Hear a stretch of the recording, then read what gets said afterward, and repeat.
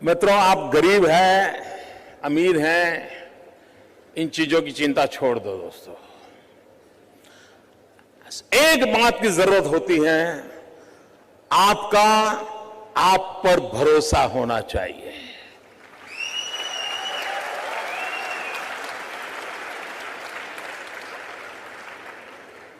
मित्रों, मेरे परिवार में 7 पीढ़ी में राजनीति का रवि मालूम नहीं है। मेरे परिवार में कोई राजनीति क्या होती कुछ पता नहीं मेरे परिवार में। और मेरा बैकग्राउंड भी बिल्कुल सामान्य गरीब परिवार का है। आप में से बहुत कम लोगों को मालूम होगा, मैंने पहली बार अभी 2 दिन पहले दिल्ली में आया था तो पहली बार अपने मुंह से मैं बोला था, मित्रों, मैं बचपन में रेल के डिब्बे में चाय बेचता था।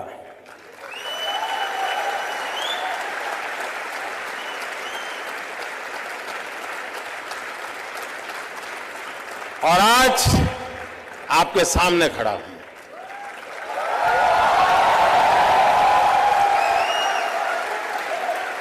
और इसलिए दोस्तों, आप ये चिंता छोड़ दीजिए आपका बैकग्राउंड क्या है।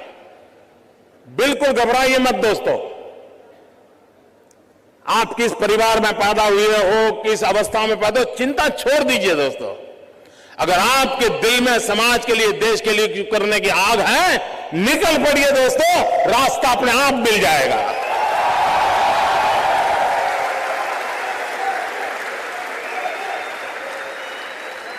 लेकिन मित्रों, लेना, पाना, बनना, ये ख्वाब लेके चलोगे तो ख्वाब ही रह जाएगा। लेकिन देने के मिजाज से निकलोगे तो दुनिया आपके चरण चूमने लग जाएगी। ये मैं आपको विश्वास देता हूं।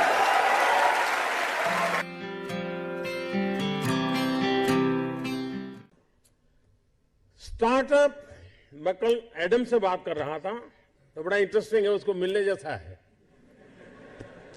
उसको हिंदुस्तान की स्पिरिचुअल दुनिया में बड़ा इंटरेस्ट है। लेकिन उसने मुझे एक बात अच्छी बताई। वो कह रहा है जो पैसे कमाने के इरादे से आता है वो कभी स्टार्टअप कर ही नहीं सकता है।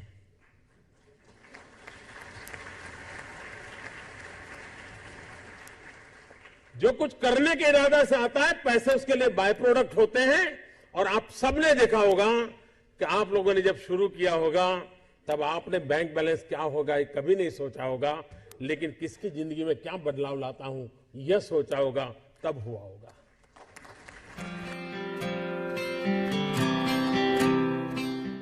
मित्रों, कभी कभी नौजवानों की जिंदगी में कठिनाई आती है।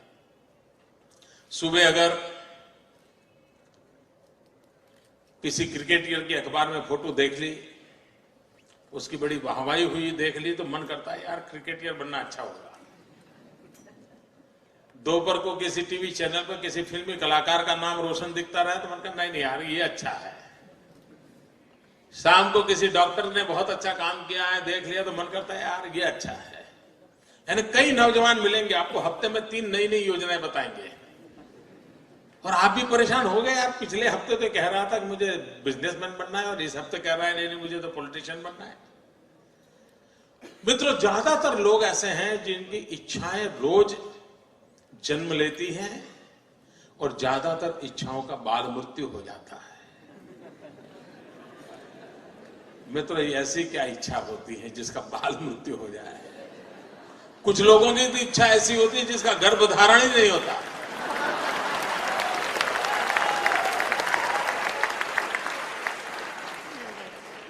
और मित्रों, कुछ लोग होते हैं जिनकी इच्छाएं रोज बदलती रहती है। और जब इच्छाएं रोज बदलती रहती है तो आपके साथी आपको क्या कहते हैं? आपको यही कहेंगे यार छोड़ो, वो तो बड़ा तरंगी है, वो सुबह शाम नई नई चीजें सोचता रहता है, वो बेकार है यार, वो तो ऐसे ही उटपटांग बातें करता है। ऐसे कैसा ही होता है ना। मित्रों, मेरा कोई नौजवान साथी ऐसा नहीं होना चाहिए जिसकी इच्छाएं लोगों के लिए मजाक का कारण बने। कोई नौजवान ऐसा नहीं होना चाहिए जिसकी इच्छाएं तरंग बन जाए। और इसलिए मित्रों आवश्यक है और कोशिश करनी चाहिए। इच्छा बुरी चीज नहीं है। लेकिन इच्छाओं को बदलते रहना बुरी चीज है। इच्छाएं स्थिर होनी चाहिए, और अगर इच्छा स्थिर है तो संकल्प बनती है, और संकल्प में जब परिश्रम जुड़ता है तो सिद्धि बन जाती है। और इसलिए इच्छा प्लस स्थिरता इज इक्वल टू संकल्प, संकल्प प्लस परिश्रम इज इक्वल टू सिद्धि।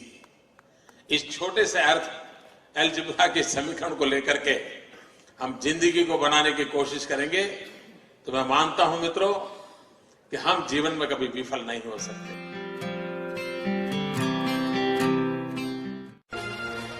मैं मेरे नगर वड़नगर से कभी कभी ट्रेन के अंदर विसनगर जाया करता था।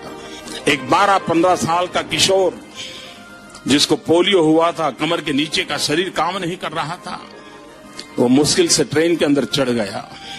उस गंदे कपड़े थे, भिक्षुक जैसा लगता था, लेकिन वो भीख नहीं मांगता था और हर किसी के पास जाकर के वो रिक्वेस्ट करता था मुझे बूट पॉलिश करने के लिए दीजिए। और उस समय 10-15 पैसे में बूट पॉलिश होती थी, और लोग कभी दया भाव के कारण, कभी करुणा के भाव के कारण उससे अपना जूतों की पॉलिश करवाते होंगे। लेकिन मैंने देखा, पॉलिश वाले करने वाले बहुत देखे थे, लेकिन इस बच्चे की तरफ मेरा ध्यान गया। मैं देख रहा था क्या कर रहा है। उसने क्या किया, अपने गंदे टूटे फूले झोले में से उस दिन का टाइम्स ऑफ इंडिया निकाला और उस पर लिखा था, ग्राहक के प्रति उसने लिखा था कि आज का दिन बहुत ही शुभ हो, आपकी यात्रा शुभ हो, आपके सारे काम सिद्ध हो। अंग्रेजी में उसने एक छोटा वाक्य लिखा था। और जैसे ही उसने जूते दिए पॉलिश करने के लिए, तो इसने उनके हाथ में टाइम्स ऑफ इंडिया पकड़ा दिया। उस ग्राहक को भी लगा कि 10 पैसे में पॉलिश हो रही है और 1 रुपये का अखबार पढ़ने को मिल जाता है। इस घटना को मैं देख रहा था, तो मैंने उस बालक को पूछा, मैंने कहा भाई तुम हो कौन? बोले मैं कर्नाटक का हूं, कोई परिवार में है नहीं, मेरी शरीर की हालत अच्छी नहीं है, लेकिन मैं सम्मान से जीना चाहता हूं, इसलिए मैं यहां पहुंच गया हूं, करते करते काम कर रहा हूं। और बोले मैं लोगों की सबसे अधिक सेवा करना चाहता हूं। बोले हर दिन सुबह एक टाइम्स ऑफ इंडिया खरीद लेता हूं और दिन भर में 25-30 लोगों की जब पॉलिश करता हूं, 5 मिनट 7 मिनट पॉलिश करता हूं, उतनी देर वो अखबार पढ़ लेते हैं और मुझे आशीर्वाद भी देते हैं, पैसे भी देते हैं। मैंने इस दृश्य को देखा, तब मुझे गीता पूरी तरह समझ आ गई। मुझे लगा इसको कहते हैं योग कर्मशु कौशलम। पॉलिश करने वाले काम को उसने योग बना करके जिस प्रकार से उसमें प्रोफेशनलिज्म ला करके काम किया था, और यही तो योग कर्मशु कौशलम है, जो जिंदगी को जोड़ देता है, कार्य में जीवन को जोक देता है। वो यौगिक अवस्था को प्राप्त करके जीवन में एक अद्भुत अनुभूति का एहसास करता है। संगठन का काम करना, ये उनका जो मूलतम कार्य है वो है। कई प्रांतों में पार्टी का काम करते रहे हैं,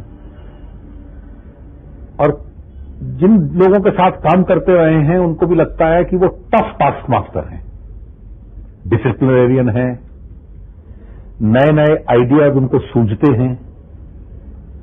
अगर वो चुनाव लड़वा रहे हैं पार्टी को किसी प्रांत में, तो उसमें भी वो क्रिएटिव हैं। संगठन को और मजबूत कैसे बनाना, पार्टी का नेटवर्क और कैसे, या उसका बेस कैसे और भी ब्रॉड बनाना, वो उसमें अच्छी तरह से उनकी शक्ति का वो उपयोग करते हैं। ऑर्गेनाइजेशन तो बहुत अच्छा करते ही हैं, इसलिए तो यहाँ भी काफी ऑर्गेनाइजेशनल ड्यूटीज उनको दी जाती है। So that there is no question that he is a very good organiser. तो राजनीतिक के रूप में मैं ये मान सकता हूँ कि उनकी और हमारी विचारधारा में चाहे जितनी भी भिन्नता हो, पर वो अपनी विचारधारा के प्रति प्रतिबद्ध राजनीतिक है। और उनके बारे में जो आम धारणा है वो ये है कि संगठन के में उनकी बड़ी अच्छी पकड़ है।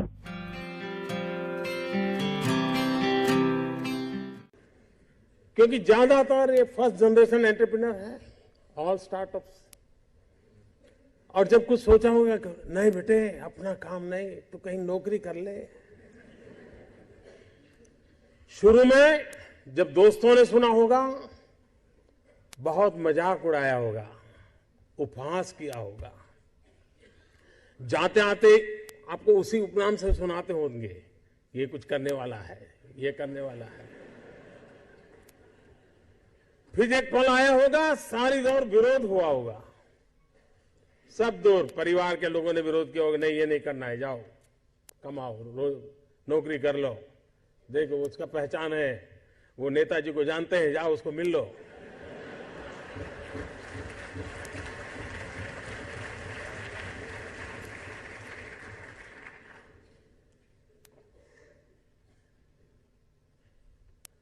उस विरोध के बावजूद भी जो टिके होंगे, आज सब लोग कहते होंगे कि यार इसने तो कमाल कर दी, कुछ ऐसा मुझे भी करना है। हर किसी के स्टार्टअप की जिंदगी की यही कहानी है। एक भीतर से एक ऊर्जा होती है, भीतर में एक सपने होते हैं, उसके साथ खप जाने का इरादा होता है, तब जाकर के परिस्थितियां पलटती है। और दुनिया में हर किसी ने यही किया होगा।